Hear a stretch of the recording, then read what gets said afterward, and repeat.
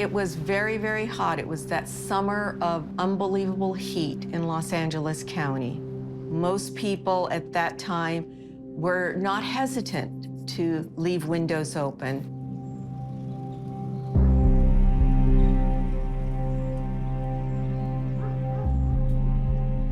That day, Jack Vincow walks up to his mother's apartment. The window's open and the front door is unlocked. Jack proceeds through the front door and saw that the living room had been completely ransacked. It looked like somebody had gone through and taken property, or at least looking for property. Jack continues through the apartment to his mother's bedroom. In there, he finds his mother partially covered by a sheet.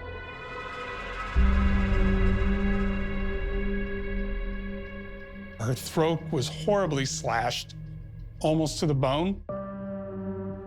Blood all over the place. Just a horrible, horrible scene.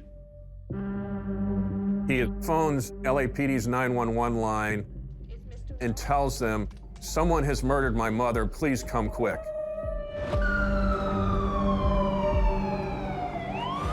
The police learned that Jenny Vincow was 79 years old.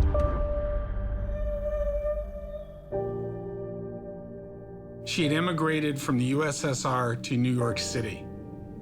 She raised 2 sons and managed a rental property, and later moved out to Los Angeles to be near her son, Jack.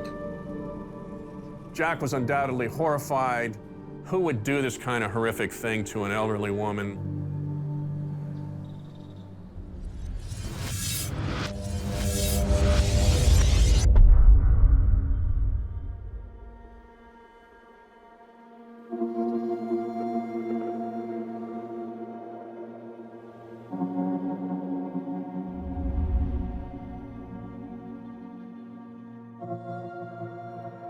Was your cousin an influence on you? Yes, I look up to him.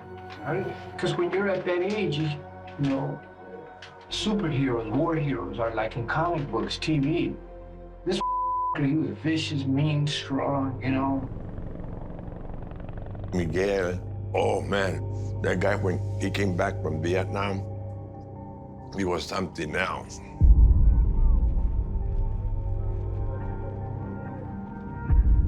He bragged about killing women, Vietnamese and Viet Cong women as well, molesting them, decapitating some of them with a machete.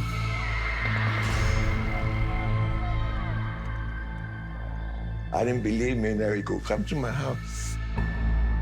I went to his house and he was going through all these pictures and he liked it. It turned him on. Richard would love to see those photos too. I didn't mind seeing all that gore and violence. It was a turn-on. It was exciting. He's got puberty overlapping with exposure to violence. And I think he started to realize that he was sexually aroused by images of violence. He used to say, "There's no thrill like a good kill." And feast on bones.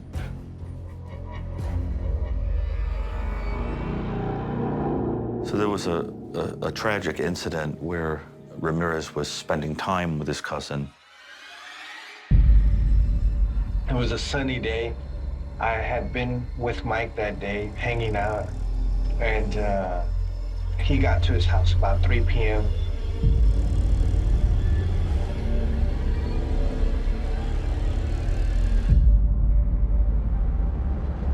He went and got that gun from the top of the refrigerator and got close to her and blew her head off. Right here. Where she saw everything. For a healthy, average individual, that would have been a horrendous and traumatic experience. I think for somebody like Ramirez, all of the gore and violence of the moment was probably profoundly exciting.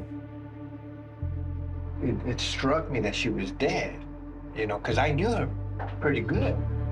Death had a very profound effect on me when I saw it.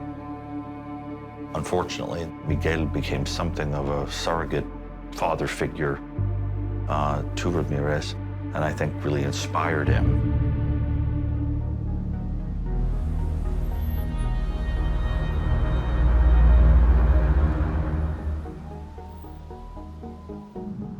I came to California. I came here to live. And I came looking for a pot of gold, but I found a pot of iron instead.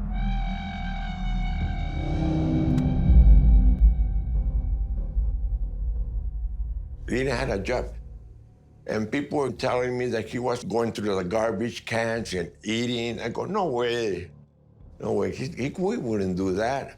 I found out that it was true. I think at this time, Ramirez is also transient, homeless, and drug use was really just ramping up more and more. Pot, LSD, mushrooms, coyote, and some other drugs. I'd like to know your feelings about what they call the devil's den, cocaine. I love it.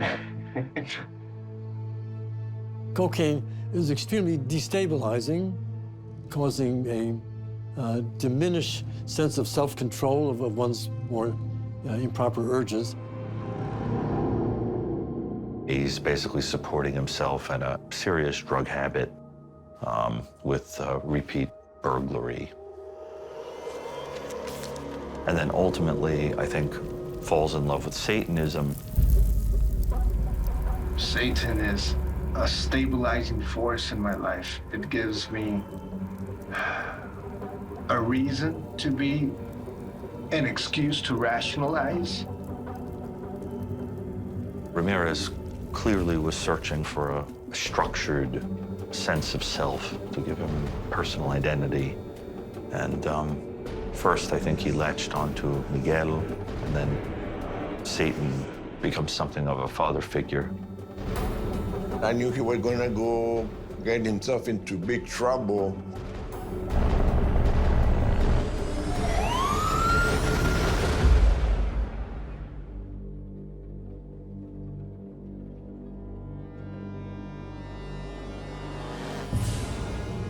So it was a hot night.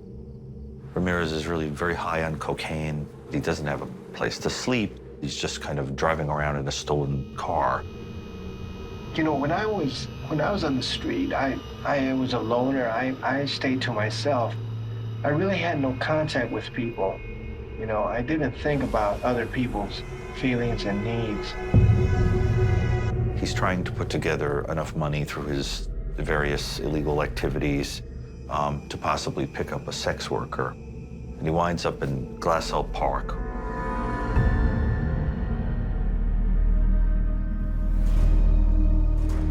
I used to love, you know, the burglary so much, right? I still dream about it.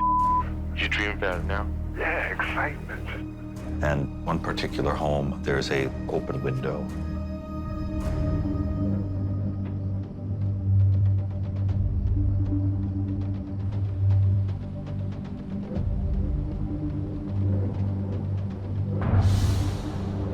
Ramirez enters the home and begins to rifle through the things that are in the home. But there appeared not to be very much that he could steal. It may have angered him. And in that moment, you have somebody who was looking for an outlet for aggression and sexual excitement earlier in that evening, didn't have it, and he encounters the sleeping victim kind of opportunistically. For some, it is the very act of killing another human being that is sexual. Bloodlust, I guess you could say. Imagine somebody bristling with hostility who would really think of you only in terms of how they could take advantage of you, make use of you. And he finds a knife there in the apartment and then winds up exploding into a kind of a frenzy of violence. Jenny Vincow, even at 79 years old, tried to fend off her attacker. She was doing everything she could to save her own life. Ramirez winds up butchering Jenny Vincow. She was really ultimately mutilated by him.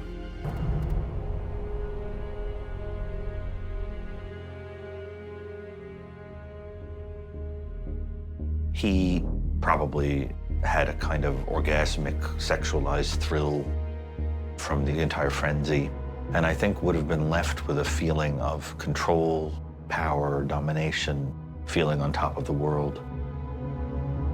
A serial killer is caught up in a frenzy, and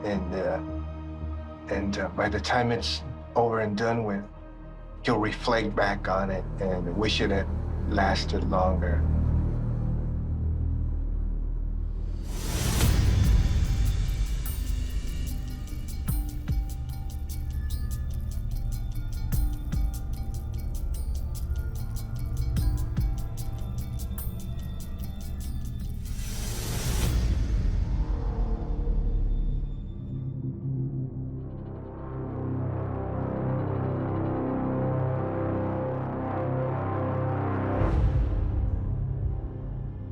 I have a tremendous amount of anger with regard to how society glorifies serial killers, how I guarantee you there won't be too many people that know the name of victims, but they'll know the name of the killer. It's hard to have faith when you've lost so much. I just try to live, remember the good things. Do I forgive him? I will never forgive him. He took my parents. They were the light, they were the glue, they were... Thank God I had them for the 19 years I had them. That was a gift.